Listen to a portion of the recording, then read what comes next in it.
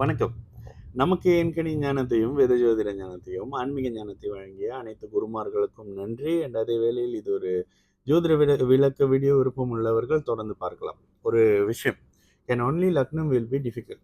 It can be identified based on life incident but take time. Okay. விஷயம் என்ன அப்படின்னா, லக்னத்தை கண்டுபிடிக்கிறது தான் கஷ்டம். ஆனா, கொஞ்சம் டைம் எடுக்கும். பட் வாழ்க்கை சம்பவங்கள வச்சு லக்னத்துக்கு வந்து ஓரளவுக்கு கண்டுபிடிச்சிடலாம் அப்படின்னு சொல்லியிருக்கீங்க. பட் ஆ என்ன கேட்டீங்கன்னா, லக்னம் கண்டுபிடிக்கிறது வந்து கொஞ்சம் ஈஸியான ஒரு விஷயம் தான் பிரதர். ஓகே. எப்படி கண்டுபிடிக்கிறது? அப்படி உங்களுக்கு அது கஷ்டமா இருக்குன்னா, நான் சில ஈஸியான மெத்தட் நான் எப்படி ஃபாலோ பண்றேன் அப்படின்றத சொல்றேன். ஓகே. முதலாவது விஷயம்.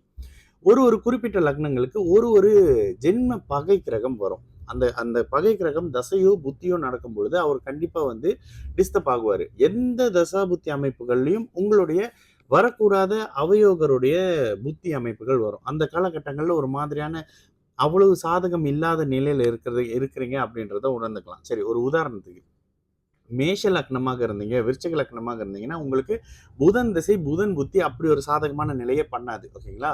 6, 8 அமைப்புக்கு ஏற்ப நோய், ஷேர் மார்க்கெட் மாதிரியான அமைப்புகள்ல விரயம், விபத்து, ஏமாற்றம் இது மாதிரியான சில சாதகம் இல்லாத தன்மையை உங்களுக்கு புதன் கொடுத்துருவாரு.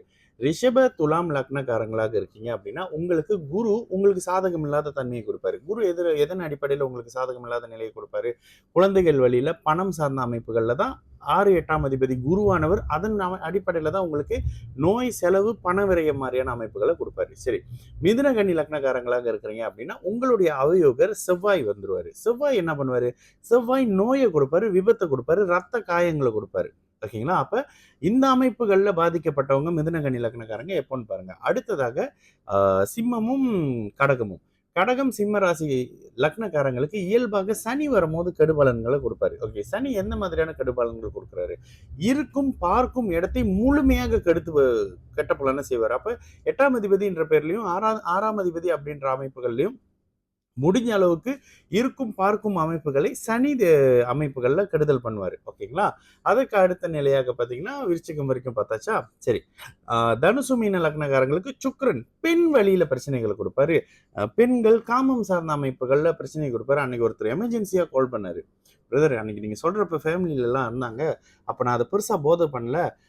பட் இப்ப அது பிரச்சனை வந்துருச்சு, நீங்க சொன்ன பிரச்சனை அப்படின்னு சொல்லிட்டு சில விஷயங்கள சொன்னாரு. இதுக்கு காரணம் சுக்கிரன். சுக்கிரன் என்ன பண்ணுவாரு? கிட்னி அமைப்புகள்ல இந்த இந்த பிரைவேட் பார்ட் சம்பந்தப்பட்ட அமைப்புகள்ல இது மாதிரியான தன்மைகள்ல உங்களுக்கு நெகட்டிவான தன்மையை கொடுக்கணும் அப்படின்னு முயற்சி பண்றவர் சுக்கிரன் தனுசு மீன லக்னங்களுக்கு. மகர லக்னக்காரங்களாக இருந்தா இங்க உங்களுக்கு உங்களுக்கு சூரிய திசை கெடுதல் பண்ணும். மகர லக்னக்காரங்களுக்கு சூரிய திசை ஒரு மாதிரி சாதகம் இல்லாத தன்மையை தரும். கும்ப லக்னக்காரங்களாக இருந்தா உங்களுக்கு சரி சூரிய திசை எந்த மாதிரியான அமைப்பை கொடுக்கும்? பிறந்த இடத்துல இருந்து நகர்த்துறது, அரசாங்கம் சம்பந்தப்பட்ட அமைப்புகள்ல, நோய் சம்பந்தப்பட்ட அமைப்புகள்ல ஒரு மாதிரி டிஸ்டர்ப் பண்ணுவாரு. சந்திர திசை உங்களுக்கு கும்ப லக்னமாக இருக்கீங்களா? சந்திர திசை உங்களுக்கு ஒரு மாதிரி மிகப்பெரிய சாதகம் இல்லாத தன்மையை நிச்சயமாக கொடுக்கும். ஓகே, சந்திரன் இங்க பெண்கள் வழியில பால் சம்பந்தப்பட்ட அமைப்புகள்ல வெள்ளை நிறம் சார்ந்த கூடிய குடிக்கக்கூடிய நீர் சார்ந்த அமைப்பு, காய்கறி, பூக்கள், பழங்கள் இது மாதிரியான அமைப்புகள்ல உங்களுக்கு நஷ்டத்தையோ, விரயத்தையோ, உடல் சார்ந்த அமைப்புகள்ல பெண்கள் அம்மா தாய் வழியில இருக்கக்கூடிய நெகட்டிவான தன்மைகளும், அம்மா வழியில சில அமைப்புகளும் நெகட்டிவான அமைப்புகள்ல தருவாரு. சரி, இது வந்து அடிப்படையில புரிஞ்சுக்கிட்டீங்க. இதற்கு அடுத்த நிலையில இன்னும் கொஞ்சம் நுணுக்கமா போனீங்கன்னா, எப்பொழுதுமே உங்களுடைய ஜாதகத்துல உங்களுடைய 8, 12ஆம் அமைப்புகளோடு தொடர்பு கொண்டு இருக்கக்கூடிய ஒரு கிரகம் உங்களை பிறந்த இடத்துல இருந்து வெளியில நகர்த்தும். ஓகேங்களா? இதையும் நீங்க செக் பண்ணிக்கலாம். 8, 12 அமைப்புகள்ல உங்களுடைய 8, 12ஆம் பாவகங்கள் சுப அமைப்புல இருந்ததுன்னா, அதற்கப்புறம் வரக்கூடிய 8, 12 தொடர்போடு இருக்கக்கூடிய கிரகங்கள், சரவீட்டுல இருக்கக்கூடிய கிரகங்கள், ராகு கேதுவின் அமைப்புகள்ல இருக்கக்கூடிய கிரகங்கள் உங்களை பிறந்த இடத்துல இருந்து தள்ளி வச்சு உங்களை வருமானம் தேடக்கூடிய அமைப்புலையோ, இல்ல தள்ளி உங்களை செட்டில் ஆகக்கூடிய அமைப்புகளையோ தரும். ஸோ இது எல்லாமுமே உங்களுக்கு லக்னத்தை கன்ஃபார்ம் பண்றதுக்கான சில அமைப்பு. இதையும் தாண்டி இன்னும் கொஞ்சம் அடுத்த நிலையில பார்த்தீங்க அப்படின்னா, செவ்வாய் லக்னத்துல இருக்கிறாரா, அவர் கொஞ்சம் கோபக்காரரா இருப்பாரு. செவ்வாயுடைய விருச்சகம் மேஷ லக்னக்காரராக இருந்தால் அவர் இயல்பிலே சில கோபமானவர் இருப்பார். இயல்பிலே யூனிஃபார்ம் மாதிரியான சில அமைப்புகளில், மருத்துவம் சார்ந்த அமைப்புகளில் சில ஈடுபாடு இருக்கும். சுக்கரனுடைய துலாத்திலேயோ ரிஷபத்திலேயோ இருந்து அவர் அழகு சார்ந்தது, மீடியா சம்பந்தப்பட்டது, ஃபேஷன் ரிலேட்டடான விஷயத்தில் அப்படி இப்படின்னு ஆர்வம் காட்டுவார். மிதுன கன்னி லக்னக்காரங்களாக இருந்தால் அவர் படிப்பு, ஞானம் சார்ந்த அமைப்புகளில், ஷேர் மார்க்கெட் மாதிரியான சம்பந்தப்பட்ட அமைப்புகளில், பேச்சு சம்பந்தப்பட்ட துறைகளில் அவர் இருப்பார். கடகமாக இருக்கிறாரு அப்படின்னா கடல் சார்ந்த அமைப்பு, உணவு சம்பந்தப்பட்ட அமைப்புகள், அழகு சார்ந்த அமைப்புகள், முகம் சம்பந்தப்பட்ட அமைப்புகள், இந்த பிளாஸ்டிக் சர்ஜரிலாம் செய்கிறத இல்லாதவங்கலாம் வந்து பார்த்தீங்கன்னா, இந்த சந்திரனும் செவ்வாயோட அமைப்புகள்ல இருப்பாங்க. சூரிய அமைப்புகள்ல இருக்காங்கன்னா, அதிகாரம் சம்மந்தம் ஒரு அதிகாரம் வருது. இந்த மாரி தான் கன்னி லக்னம்னு சொல்லி படம் பார்க்குறப்ப, இல்லையே உதைக்குதேன்னு சொல்லிட்டு, டைம மாத்துனோனே நான் அரசியல்ல இருக்கேன் அப்படின்னு சொன்னாங்க. அந்த ஜாதகம் எடுத்து வச்சிருக்கேன். சிம்ம லக்னக்காரங்களாக இருக்கிற பட்சத்தில, அவங்களுக்கு அரசியல் சார்ந்த ஆர்வங்கள் இருக்கக்கூடிய தன்மையில வந்துருவாங்க. தனுசு மீன லக்னக்காரங்களாக இருந்தா, இயல்பாகவே டீச்சிங், கோச்சிங் மாதிரியான பேங்கிங் சம்மந்தப்பட்ட அமைப்புகள்ல அறிவு சார்ந்த துறை அல்லது ஆன்மீகம் சம்மந்தப்படுற அமைப்புகள். ஆலய குருக்கள் எல்லாம் இந்த இந்த இந்த குரு அமைப்புகள்ல வந்துருவாங்க.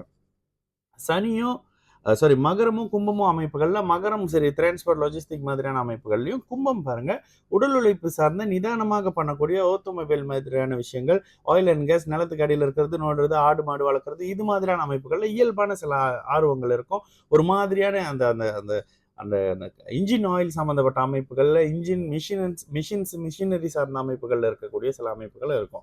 இந்த மாரியான தன்மைகள வச்சுட்டு, இன்னும் கொஞ்சம் எக்ஸ்பெர்ட் ஆயிட்டீங்கன்னா, அந்த அந்த லுக் இருக்கும் ஒரு ஒரு லக்னத்துக்கு. அதுல தான் நான் எப்போதுமே அடிக்கடி சொல்லுவேன். மகர லக்னக்காரங்க, மகர ராசிக்காரங்களா இருந்தா மூக்கு ஒரு மாதிரி இருக்கும் அப்படின்னு சொல்லி கன்ஃபார்ம் பண்ணுவேன்னு சொன்னேன்ல. இது வந்து உங்களுடைய அனுபவத்தின் பேர்ல உங்களுக்கு சில அமைப்புகள் வரும். இப்படிதான் இருப்பாங்களா? நீங்க யார் அத சொல்றதுக்கு? அப்படிதான் இருப்பாங்க. செக் பண்ணி பாருங்க. ஒரிஜினலா ஒரு மகர லக்னக்காரங்கள எடுத்து பாருங்க. அவர் அப்படிதான் இருப்பாரு.